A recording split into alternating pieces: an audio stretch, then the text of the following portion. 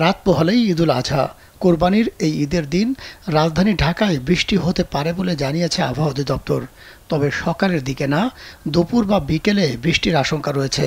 আবহাওয়া অফিস বলছে, ঈদের দিন ঢাকা ছাড়াও বিভাগীয় শহরগুলোর মধ্যে চট্টগ্রাম, সিলেট, ময়মনসিংহ ও রংপুরে কোথাও কোথাও হালকা থেকে মাঝারি ধরনের বৃষ্টি বা বজ্রসহ বৃষ্টি হতে পারে।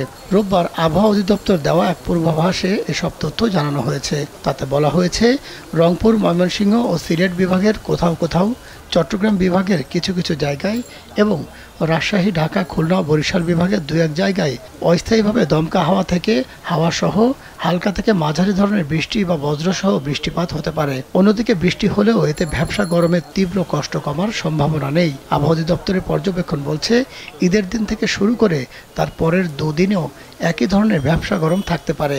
গতকাল দেশের সর্বোচ্চ তাপমাত্রা ছিল খুলনায় ৩৮.২ ডিগ্রি সেলসিয়াস, আর সবচেয়ে বেশি বৃষ্টি হয়েছে কুড়িগ্রামে ৭৮ মিলিমিটার।